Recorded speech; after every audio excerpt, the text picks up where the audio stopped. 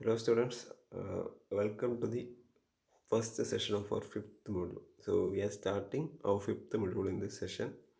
So this module deals with basically buckling of columns. Buckling of columns. ആദ്യത്തെ topic ആദ്യത്തെ section buckling of columns ആണ്. Second topic എന്ന് വെച്ചാൽ theories of failure. ഒരു structure fail ആവാനുള്ള കുറേ മാനദണ്ഡങ്ങളുണ്ട്. നമ്മൾ ബേസിക്കലി ആ സ്ട്രെസ്, ഒരു അൾട്ടിമേറ്റ് സ്ട്രെസ്സിന് മുകളിലേക്ക് അപ്ലൈ സ്ട്രെസ് പോയാൽ ഫെയിലാവും നമ്മൾ ആദ്യം വരെ പഠിക്കുന്നുണ്ട്. പക്ഷെ അതല്ലാണ്ട് കുറേ തിയറീസ് ഓഫ് ഫെയിലിയർ ഉണ്ട്. പിന്നെ thin pressure vessels, thin cylinders, ഈ മൂന്ന് ടോപ്പിക്കാണ് ഇതിൽ വരുന്നത്. അപ്പോൾ ഫസ്റ്റ് നമ്മൾ കോളംസ് അല്ലെങ്കിൽ ബക്ലിംഗ് ഓഫ് കോളംസിലേക്ക് പോകും. ഈ കോളംസ് എന്ന് വെച്ചാൽ എന്താ? കോളംസ് എന്ന് വെച്ചാൽ സ്ട്രക്ചറാണ് അല്ലേ. ഇപ്പോൾ നിങ്ങൾ ഇതുവരെ ഷാഫ്റ്റ് പഠിച്ചു, ബീം പഠിച്ചു, ഇനി നമ്മൾ പഠിക്കാൻ പോകുന്നത് കോളമാണ്. ഈ കോളം എന്ന് വെച്ചാൽ structure which is subjected to axial compressive load. Subjected to axial compressive load. Axial compressive load. And it should be vertical. Structure vertical ആയിരിക്കും. Structure vertical ആയിരിക്കും. And both of its end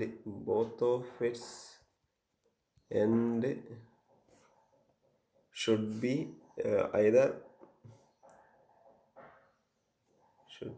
either fixed rigidly or pinned. Either fixed rigidly or hinged or pinned. അപ്പോൾ അതൊരു vertical സ്ട്രക്ചറാണ്. ഒരു vertical സ്ട്രക്ചറാണ്. അപ്പോൾ അതിൽ എന്താ act ചെയ്യുന്നത്? ഒരു കംപ്രസീവ് ആക്സിയൽ ലോഡാണ്, അത് കംപ്രസീവ് ആണ്. അപ്പോൾ ഇതൊരു ആക്സിയൽ ലോഡാണ്, പാരലൽ ടു ആക്സിസ് ആണ്, കംപ്രസീവ് ആണ് അല്ലേ. അപ്പോൾ ഇതിൻ്റെ രണ്ടറ്റവും ഒന്നിക്കൽ ഫിക്സ്ഡ് ആയിരിക്കണം, അല്ലെങ്കിൽ ഹിഞ്ച്ഡ് ആയിരിക്കണം. ഓക്കെ, ഹിഞ്ച്ഡ് എൻ കണ്ടീഷൻസ് മാറാം.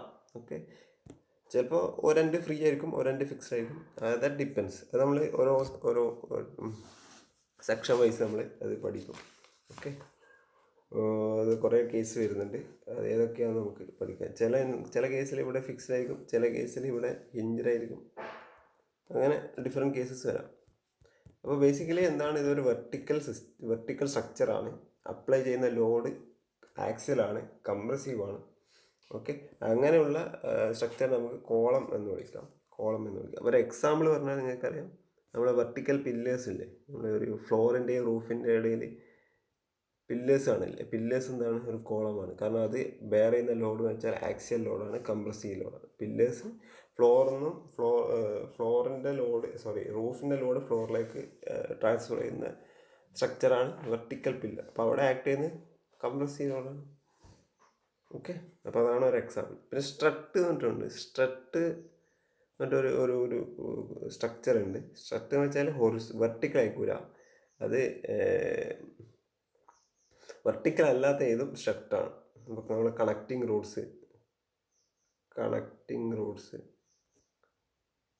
പിസ്റ്റൺ റോഡ്സ്, ഇതൊക്കെ സ്ട്രട്ട്സാണ്.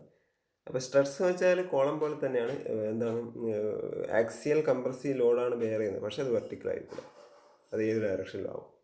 അത് അങ്ങനെയുള്ളതിനാണ് നമ്മൾ സ്ട്രട്ട് എന്ന് വിളിക്കുന്നത്. സ്ട്രട്ട് നമ്മളിവിടെ പഠിക്കുന്നില്ല, നമ്മളിവിടെ കോളം മാത്രമാണ് പഠിക്കുന്നത്. പക്ഷേ ഞാൻ ജസ്റ്റ് ഒന്ന് പറഞ്ഞു തന്നേ ഉള്ളൂ. ഓക്കെ, അപ്പം ഇനി ഫെയിലിയേഴ്സ് ഓഫ് കോളം. എങ്ങനെയാണ് ഒരു കോളം ഫെയിൽ ആവുന്നത്? ഫെയിലിയേഴ്സ് ഓഫ് കോളം ഒന്ന് ഡയറക്റ്റ് നമ്മൾ കംപ്രസീവ് ഫോഴ്സ്, ആക്സിയൽ കംപ്രസീവ് ലോഡാണെങ്കിൽ ഡയറക്റ്റ് കംപ്രസീവ് സ്ട്രെസ് ഉണ്ടാവുമല്ലോ. ഡയറക്റ്റ് കംപ്രസീവ് സ്ട്രെസ്, ഒരു അൾട്ടിമേറ്റ് സ്ട്രെസ്സിന് മറികടന്നാൽ അത് ഫെയിൽ ആവാം. വേറൊരു ചാൻസ് എന്ന് വെച്ചാൽ ബക്ലിംഗ് സ്ട്രെസ്സാണ്. എന്താണ് ഈ ബക്ലിംഗ് സ്ട്രെസ്? ബക്ലിംഗ് സ്ട്രെസ് എന്ന് വെച്ചാൽ ഇപ്പം ഇങ്ങനൊരു ലോങ് കോളാണെങ്കിൽ ഇങ്ങനൊരു ലോഡ് ആക്ട് ചെയ്താൽ ചിലപ്പോൾ അത് ഇങ്ങനെ ബൾജാവാൻ സാധ്യതയുണ്ട് അല്ലേ. ഇങ്ങനെ ഒന്ന് ബൾജാവാൻ സാധ്യതയുണ്ട്. ഈ പ്രോസസ്സ് തന്നെയാണ് ബക്കിളിങ് എന്ന് പറയുന്നത്. ബക്കിളായാൽ അതെന്തായി ഫെയിലായി നടത്താം. കാരണം അതിൻ്റെ ഫങ്ഷൻ അങ്ങനെ എപ്പോഴും വെർട്ടിക്കലായിട്ട് തന്നെ അതിൻ്റെ സ്ട്രക്ചർ വെർട്ടിക്കലായിട്ട് തന്നെ മെയിൻറ്റെയിൻ ചെയ്യപ്പെടണം. ആ വെർട്ടിക്കലിൽ നിന്ന് മാറിയിട്ട് അത് ബക്കിളായി ഒന്ന് എന്താണ് ബക്ലിംഗ് എന്ന് മനസ്സിലായത്? ഇത് ഇങ്ങനെ ഒരു സ്ട്രക്ചർ ഉണ്ടെങ്കിൽ അത് ഇങ്ങനെ വളഞ്ഞു പോയാൽ ഇവിടെ ലോഡ് കൊടുക്കുമ്പോൾ ഇതിങ്ങനെ വളഞ്ഞു പോയാൽ അത് ബക്കിളായി എന്നാണ് അർത്ഥം. ഓക്കെ, ആ ബക്ലിങ് എപ്പോഴും ഒഴിവാക്കണം. ആ ബക്ലിങ് കാരണം ഒരു ബക്ലിങ് സ്ട്രെസ് തന്നെ ഉണ്ട്. ആ ബക്ലിങ് സ്ട്രെസ് കാരണം എന്ത് ഫെയിൽ ആവാൻ സാധ്യതയുണ്ട്. അതാണ് ഒരു മോഡ് ഓഫ് ഫെയിലിയർ. പിന്നെ തേർഡ് എന്ന് വെച്ചാൽ combined, both combined direct and buckling രണ്ടും കമ്പൈൻഡ് ആയിട്ട് ഫെയിൽ ആവാൻ സാധ്യത. ഈ ഡയറക്റ്റ് കംപ്രസീവ് സ്ട്രെസ് ഷോർട്ട് കോളത്തിലായിരിക്കും. അതായത് നീളം കുറഞ്ഞ കോളം, കുറച്ച് ഷോർട്ടായിട്ടുള്ള കോളംസിലാണ്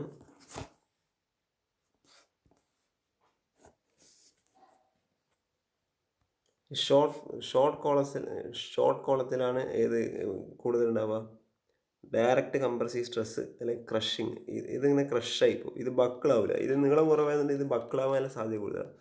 പക്ഷേ ലോങ് സ്ലെൻഡർ കോളംസ് ഉണ്ടല്ലോ, അതായത് വലിയ ലാറ്ററൽ ഡയമെൻഷൻ കുറഞ്ഞതും അതായത് വിഡ്ത്ത് കുറഞ്ഞതും ലെങ്ത്ത് കൂടിയതുമായ കോളംസ് ബക്കിളാവാനുള്ള സാധ്യത കൂടുതലാണ്. ക്രഷിങ്ങിനെ കാട്ടി അത് ബക്കിളാവാനുള്ള സാധ്യതയാണ് കൂടുതൽ. അപ്പോൾ ഷോർട്ട് കോളംസ് ഉണ്ട്, ലോങ് കോളംസ് ഉണ്ട്. ഈ ലോങ് കോളം, ഒരു കോളത്തിന് നമ്മൾ ലോങ് കോളം എന്ന് പറയുന്നത് ഇതിൻ്റെ ലാറ്ററൽ ഡയമെൻഷനെ കാട്ടി എത്രയോ ഇരട്ടിയായിരിക്കും ഈ ലോഞ്ചിറ്റ്യൂഡൽ ലെങ്ത്ത്. അപ്പോൾ വെഡ്ത്തിനെ കാട്ടി ഏറ്റവും കൂടുതൽ ഭയങ്കരമായിട്ട് ലെങ്ത്ത് കൂടുതലാണെങ്കിൽ ലോങ് കോളം എന്ന് വിളിക്കുക. ഷോർട്ട് കോളം എന്ന് വെച്ചാൽ കമ്പയറബിൾ ആണ്. അതായത് വിഡ്ത്തും ലെങ്ത്തും അങ്ങനെ ഏകദേശം ഒരേ റേഞ്ചിൽ വലിയൊരു ഒരു വൈഡായിട്ടുള്ള ഒരു ഡിഫറൻസ് വരാത്ത രീതിയിലുള്ളതിനെയാണ് നമ്മൾ ഷോർട്ട് കോളംസ് എന്ന് വിളിക്കുന്നത്. ഓക്കെ, അപ്പോൾ ഫെയിലിയർ ഓഫ് ഷോർട്ട് കോളം നോക്കാം. ഫെയിലിയർ ഓഫ് ഷോർട്ട് കോളം,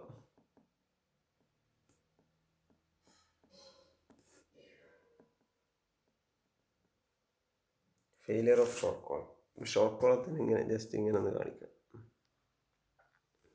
ഇതൊരു ഷോർട്ട് കോളം.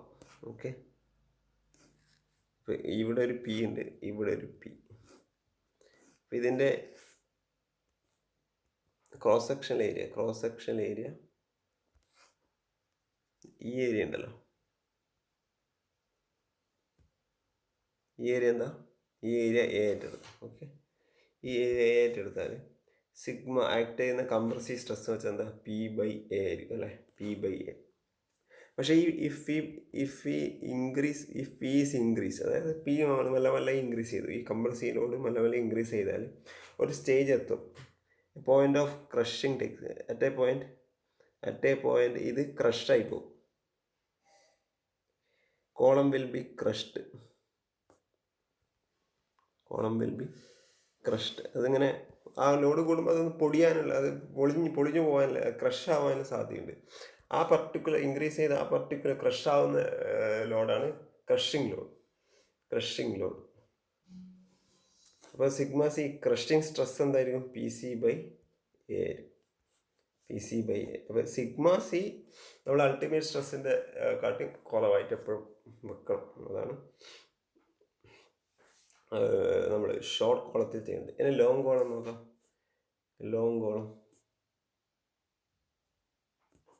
ഇപ്പോൾ ലോങ് കോളം എന്താണെന്ന് മനസ്സിലായി അല്ലേ? ലാറ്ററൽ ഡയമെൻഷൻസ് പിന്നെ ലെങ്ത് ഓഫ് കോളത്തിനെ കമ്പയർ ചെയ്യുമ്പോൾ വളരെ സ്മോൾ ആയിരിക്കും. Such column do not fail by crushing a load. It also there will be buckling ഉണ്ടാവും അല്ലേ? ഞാനൊരു ഫിഗർ വരക്കാം. ഓക്കെ, ഇതായിരുന്നു ഇനീഷ്യലി ലോങ് കോൾ ഇങ്ങനെയായിരുന്നു. അപ്പോൾ ഇവിടെ ലോഡ് ഒരു പി കൊടുത്തു കഴിഞ്ഞിട്ട് ഈ പോയിന്റ് എ എടുത്തു, ഈ പോയിന്റ് ബി എടുത്തു. ബിയിലും എയിലും ഞാൻ ലോഡ് കൊടുത്തു, പി എന്നുള്ള ലോഡ് കൊടുത്തിട്ട്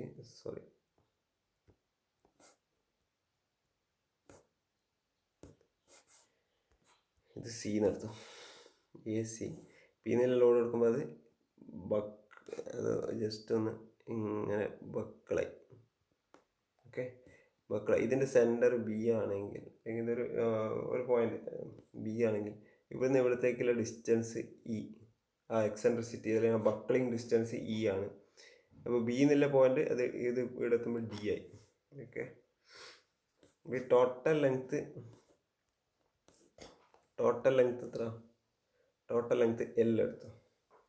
എൽ ആണ് ലെങ്ത് ഓഫ് കോളം, പി ആണ് compressive load at the column, A cross section area, അതിൻ്റെ ക്രോസ് സെക്ഷൻ ഏരിയ എ എന്നെടുത്തു. ഇ എന്ന് വെച്ചാൽ മാക്സിമം ബെൻഡിങ്, മാക്സിമം ബക്ലിംഗ് അല്ലെങ്കിൽ മാക്സിമം ബെൻഡിങ് ആവുന്ന പോയിന്റാണ് ബി എന്നുള്ള പോയിന്റ്. ഓക്കെ, അപ്പോൾ ഡയറക്റ്റ് ലോഡ് സിഗ്മ 0 എന്നുള്ളത് stress due to direct load.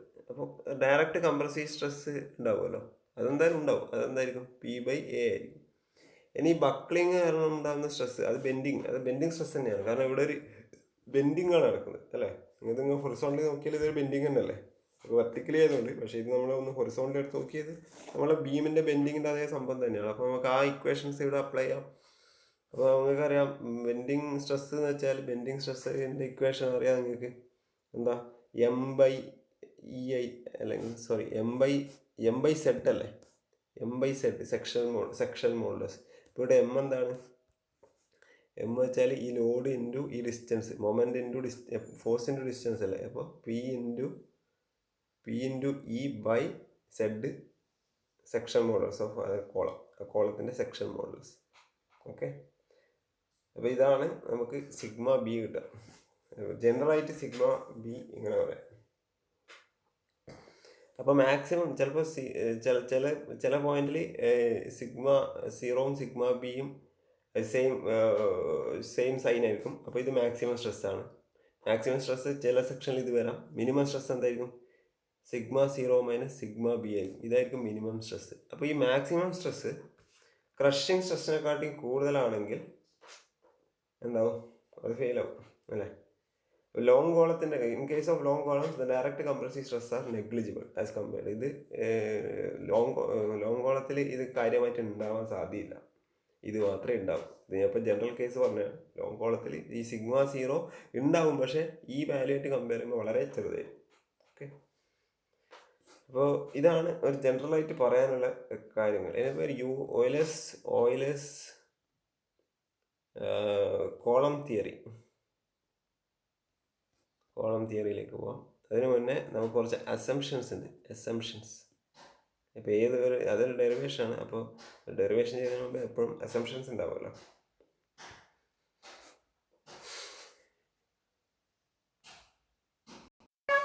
അപ്പോൾ അസംഷൻസ് എന്താണ് നോക്കുക. അസംഷൻസ് എപ്പോഴും നിങ്ങൾ ഡെറിവേഷൻ്റെ ഫസ്റ്റ് അസംഷൻസ് എപ്പോഴും മെൻഷൻ ചെയ്യേണ്ടതാണ്.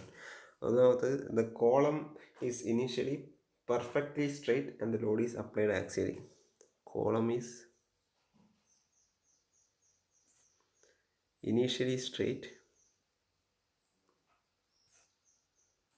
അപ്പോൾ കോളം ആദ്യം സ്ട്രെയിറ്റ് ആയിരുന്നു, പിന്നെ അപ്ലൈ ചെയ്യുന്ന load is applied axially, perfectly axial ആയിരിക്കണം. ഓക്കെ, ഇനി രണ്ടാമത്തേന്ന് വെച്ചാൽ cross section of the column is uniform throughout, area is constant. അതായത് cross section of column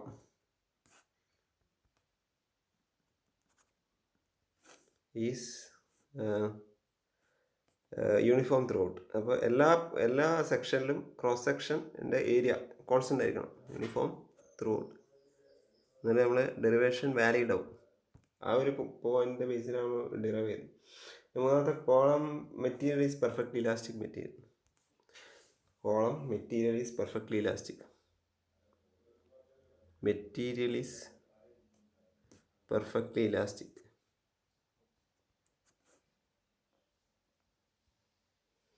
homogeneous isotropic.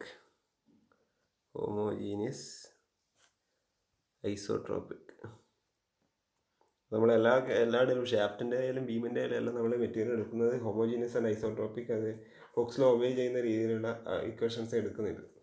കാരണം ഹൂക്സ് ലോ ഒബേ ഇലാസ്റ്റിക് ലിമിറ്റിൻ്റെ അപ്പുറമുള്ളത് ഡെറിവേഷൻ ഒന്നല്ല നമ്മൾ ചെയ്യുന്നത്. ഇലാസ്റ്റിക് ലിമിറ്റിൻ്റെ അപ്പുറമുള്ളത് കുറച്ചും കൂടെ കോംപ്ലക്സ് ആണ്, കാരണം അവിടെ പ്ലാസ്റ്റിക് റീജനായി. ഓക്കെ, അപ്പോൾ നമുക്ക് sigma proportion to strain stress proportion strain എടുക്കാൻ പറ്റില്ല. വേറെ column, the length of the column is very large, column is long. നമ്മൾ ഓയിലേഴ്സ് തിയറിയാണ്, പുതിയൊരു തിയറിയാണ് അത്. കോളം ഈസ് ലോങ് കോളത്തിനാണ്, ലോങ് കോളത്തിൻ്റെ കേസിലാണ്. അഞ്ചാമത്തത് ലോങ് കോളം എന്താണെന്ന് വെച്ചാൽ ലാറ്ററൽ ഡൈമെൻഷൻസിനെക്കാട്ടിയും കൂടുതലായിരിക്കും, വളരെ കൂടുതലായിരിക്കും ലോഞ്ചിറ്റ്യൂഡ് അല്ലെങ്കിൽ length. Direct stress is very small. അപ്പോൾ ലോങ് കോൾ ആയതുകൊണ്ട് ഡയറക്റ്റ് സ്ട്രെസ് നമ്മൾ നെഗ്ലക്റ്റ് ചെയ്യുന്നത്. Direct stress P/A is very small. പിന്നെ failure due to buckling alone. അപ്പോൾ ഡയറക്റ്റ് സ്ട്രെസ് കാരണമില്ല, ഫെയിലിയർ ഇല്ല, ബക്ലിംഗ് അലോണാണ്, ബക്ലിംഗ് മാത്രമാണ്. പിന്നെ സെൽഫ് വെയിറ്റ് നെഗ്ലിജിബിൾ ആയിട്ട് എടുക്കും. നമ്മൾ അതിൻ്റെ വെയിറ്റ് ഉണ്ടാവുമല്ലോ, ഇപ്പോൾ കോളത്തിൻ്റെ ഒരു വെയിറ്റ് ഉണ്ടാവില്ല, വെർട്ടിക്കലി ആകുമ്പോൾ അത് ഗ്രാവിറ്റി കാരണം വെയിറ്റ് ഉണ്ടാവും, അത് നമ്മൾ നെഗ്ലക്റ്റ് ചെയ്യുന്നത്. സെൽഫ് വെയിറ്റ് ഈസ്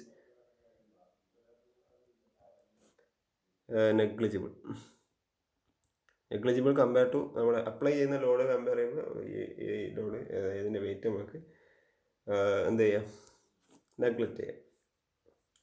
ഓക്കെ, ഇത് നോക്കുക. ഇനി എൻഡ് കണ്ടീഷൻ, ഇതൊക്കെയാണ് അസംഷൻസ്. ഇനി നമ്മൾ ഡെറിവേഷനിലേക്ക് പോകുന്നു. ഇപ്പോൾ ഡെറിവേഷൻ കുറേ കേസസ് ഉണ്ട്. നമ്മൾ ഫസ്റ്റ് എടുക്കുന്നത്, നമുക്ക് ഡിറൈവ് ചെയ്യേണ്ട ഒറ്റ കേസേ ഉള്ളൂ. നമ്മൾ അതായത് ഈ എൻഡ് കണ്ടീഷൻസ് മാറും. Both ends of columns are hinge joint അല്ലെങ്കിൽ പിൻ ജോയിൻറ്റ്, പിൻഡ് എന്ന് പറയും, പിൻ ജോയിൻ്റ് അല്ലെങ്കിൽ ഹിഞ്ച്. ബോത്ത് എൻഡിലും നമ്മൾ എന്ത് പിൻ ജോയിൻ്റാണ്. ഈ പിൻ ജോയിൻ്റ് ആകുമ്പോൾ പിൻ ജോയിൻറ്റിൻ്റെ കേസിൽ പിൻ ജോയിൻ്റ് ആണെങ്കിൽ അവിടെ ഡിഫ്ലക്ഷൻ എന്തായിരിക്കും, ജോയിൻ്റ് ഉണ്ടല്ലോ, ഫ്രീ അല്ല, ഡിഫ്ലക്ഷൻ സീറോ ആയിരിക്കും. അപ്പോൾ നമ്മൾ ആ നമ്മൾ ഇക്വേഷൻ ഡിറൈവ് ചെയ്യുമ്പോൾ കുറേ ഇൻ്റഗ്രേഷൻ കോൺസ്റ്റൻസ് ഒക്കെ വരും. അപ്പോൾ ഇൻ്റഗ്രേഷൻ കോൺസ്റ്റൻസ് കളയാൻ വേണ്ടി ബൗണ്ടറി കണ്ടീഷൻസ് അപ്ലൈ ചെയ്യുമ്പോൾ ഈ ബൗണ്ടറീസിൽ ഡിഫ്ലക്ഷൻ സീറോ ആയിട്ട് എടുക്കാം. ഇനിയിപ്പോൾ ഫിക്സ്ഡ് എൻഡ് ആണെങ്കിലോ, ഇപ്പോൾ കുറേ കേസ് ഉണ്ട്. Both ends of columns are hinged ഉണ്ട്, both ends of columns are fixed ഉണ്ട്, one end is fixed, other end is free ഉണ്ട്, one end is fixed, other end is pinned ഉണ്ട്. അങ്ങനെ 4 case വരുന്നുണ്ട്, 4 ഡിഫറെൻറ്റ് കേസസ് വരുന്നുണ്ട്. അതായത് ഒന്നാമത് both end hinged, രണ്ടാമത്തത് both end fixed,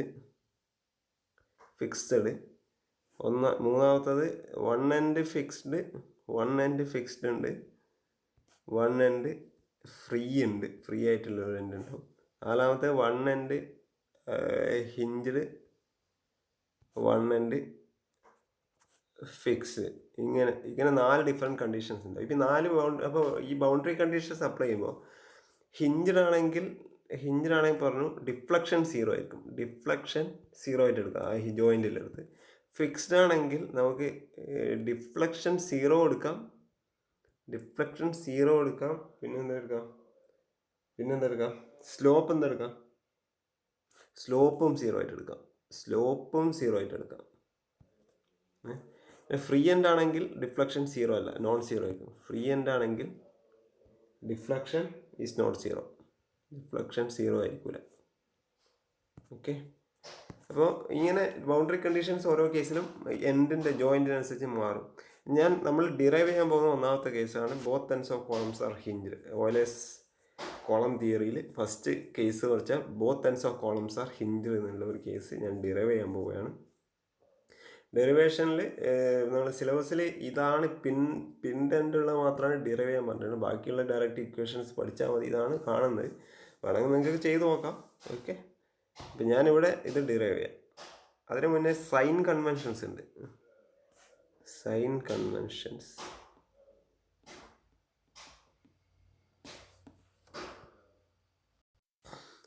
initial centre line, initial position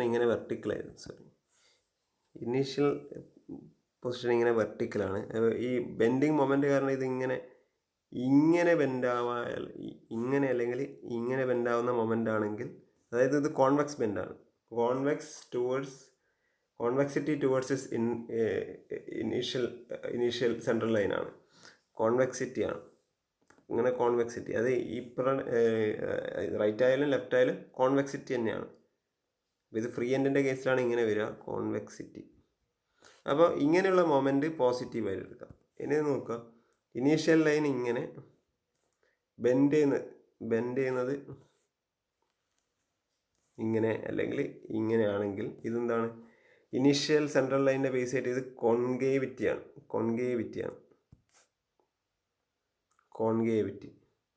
concavity നമ്മൾ ആ കോൺകേവിറ്റി ഉണ്ടാക്കുന്ന ബെൻഡിങ് മൊമെൻറ്റ് നമ്മൾ നെഗറ്റീവായിട്ടാണ് എടുക്കുക. ഓക്കെ, നമുക്ക് ഡെറിവേഷനിലേക്ക് പോവാം. നോക്കുക, ഇതാണ് ഇനീഷ്യൽ ലൈൻ. ഇത് ഇവിടെ ഇത് ഓക്കെ, ഈ പോയിന്റ് ബി, ഈ പോയിന്റ് എ, ഇവിടെ പി, ലോഡ്, കംപ്രസീവ് ലോഡ്, ഈ ലെങ്ത്ത്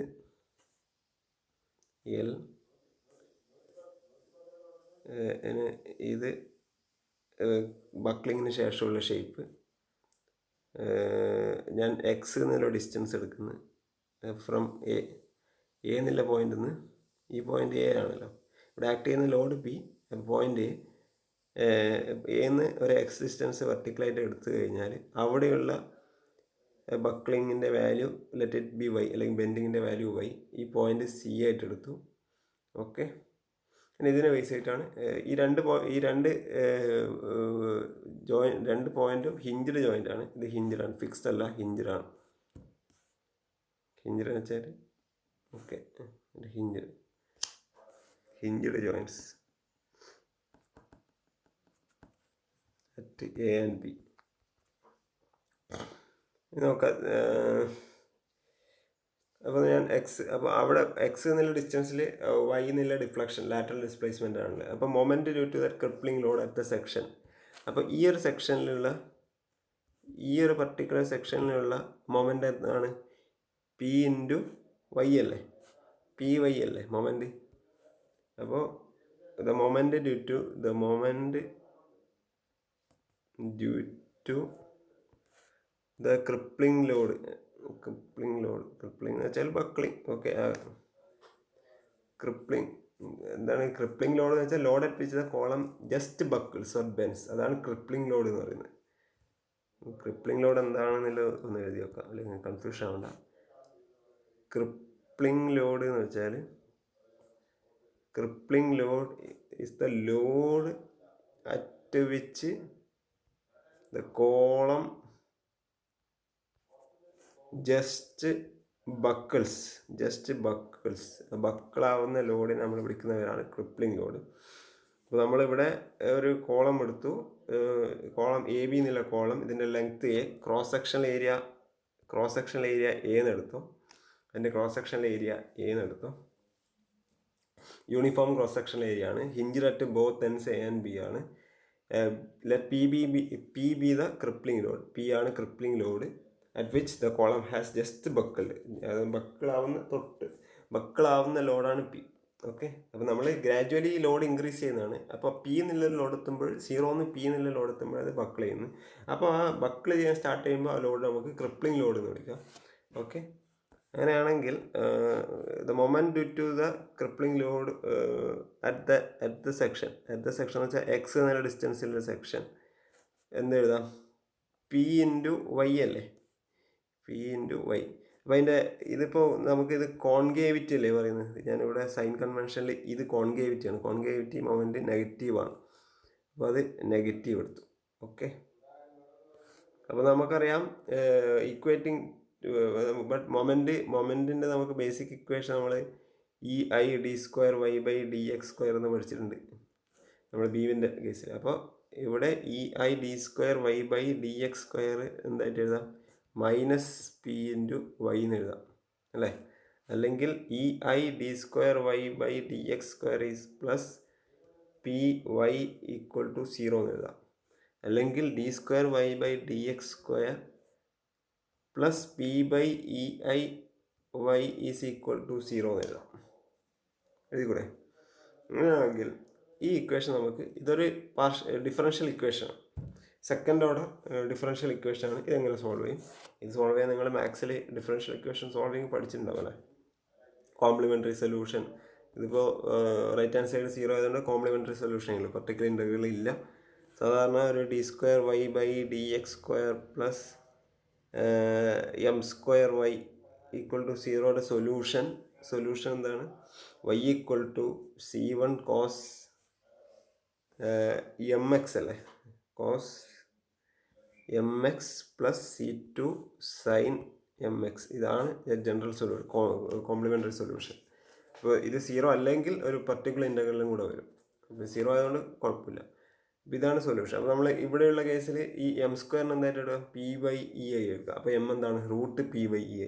അപ്പോൾ അതിൻ്റെ സൊല്യൂഷൻ എന്താണ്? y equal to c1 cos √p/ei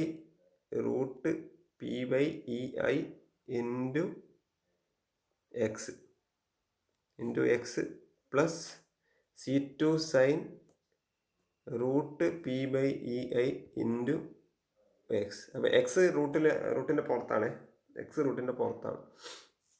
റൂട്ടിൻ്റെ പുറത്തായതുകൊണ്ട് നിങ്ങൾ ഇപ്പോൾ കൺഫ്യൂഷൻ. cos x√p/e അല്ലെങ്കിൽ അത് റൂട്ടിൻ്റെ അകത്താണെന്ന് വരും. അപ്പോൾ ഇതാണ് x ഇൻറ്റു റൂട്ട് പി. അപ്പോൾ ഇതാണ് നമ്മുടെ എന്താണ് ജനറൽ സൊല്യൂഷൻ. ഇനിയിപ്പോൾ അത് സൊല്യൂഷൻ കറക്റ്റ് ആക്കണമെങ്കിൽ ഈ c1ഉം c2 കണ്ടുപിടിക്കണ്ടേ? അതെങ്ങനെ കണ്ടുപിടിക്കും? c1ഉം c2 കണ്ടുപിടിക്കാനാണ് നമ്മൾ എന്ത് ചെയ്യുന്നത്? ബൗണ്ടറി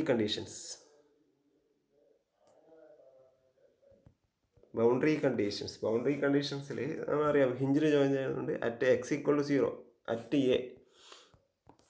അറ്റ് എ എക്സ് എന്താണ്? 0 ആണ്. x ഈക്വൽ ടു 0 അവിടെ y ഹിഞ്ചിൽ ജോയിൻ ചെയ്യുന്നുണ്ട്, ഡിഫ്ലക്ഷൻ 0 ആണ്.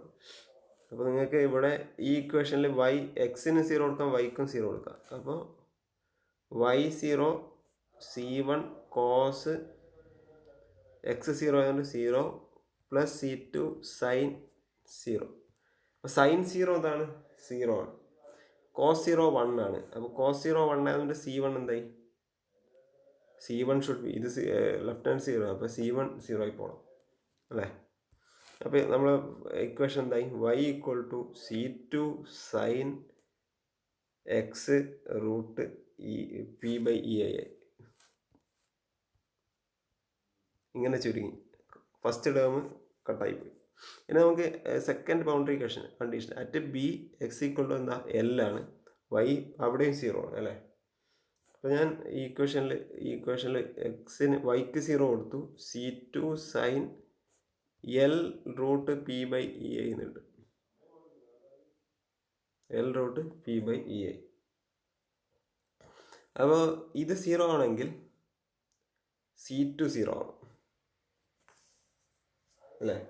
ഐദർ c2 0 ആവണം അല്ലെങ്കിൽ sin L√p/ei 0 ആവും. ഇനി c2 0 ആയാലും y 0 ആവും.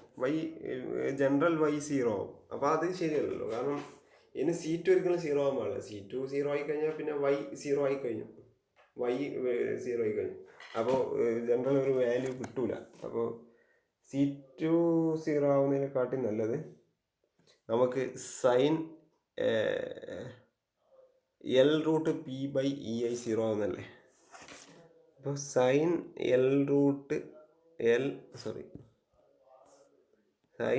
L√p/ei ഈക്വൽ ടു 0 എന്ന് ഇക്വേറ്റ് ചെയ്ത് കഴിഞ്ഞാൽ sin 0 ആവുന്നത് എപ്പോഴാണ്? ഒന്നിക്കിൽ 0 അല്ലെങ്കിൽ sin 0 ആണ്, sin 91 ആണ്, sin 180 0 അല്ലേ? അപ്പോൾ π 0 ആണ്, 2π 0 ആണ്, 3π 0 ആണ്. ഇപ്പോൾ ഈ വാല്യൂവിനെല്ലാം ഇത് 0 ആയിരിക്കും അല്ലേ? sin L√p/ei 0 ആയിരിക്കും. അപ്പോൾ അതിൻ്റെ അർത്ഥം എന്ന് വെച്ചാൽ L√p/ei will be equal to 0 or π or 2π അങ്ങനെ പോകും. അപ്പോൾ നമുക്ക് ലീസ്റ്റ് പ്രാക്ടിക്കൽ വാല്യൂ π ആയിട്ട് എടുത്താൽ L√p/ei ഈക്വൽ ടു π എന്ന് എടുക്കാം. അങ്ങനെയാണെങ്കിൽ P L P by E I എന്നുള്ളത് L square P by E I എന്നുള്ളത് പൈ സ്ക്വയർ എടുക്കാം. പി എന്നുള്ളത് pi square E I by L square എടുക്കാം. ഇതാണ് നമ്മളെ ക്രിപ്ലിംഗ് ലോഡിൻ്റെ equation. Pi square E I by L square. Okay, ഇങ്ങനെയാണ് Euler's column theory. ഇതാണ് ഓയിലേഴ്സ് കോളം തിയറി. ഇത് ഒരു കേസ്, ഇനി പല കേസുണ്ട്. അപ്പോൾ ഈ ഇക്വേഷൻ നിങ്ങൾ ഓർത്ത് നോക്കുക. തൽക്കാലത്തേക്ക് നമുക്ക് ഈ സെഷൻ നിർത്താം. Thank you.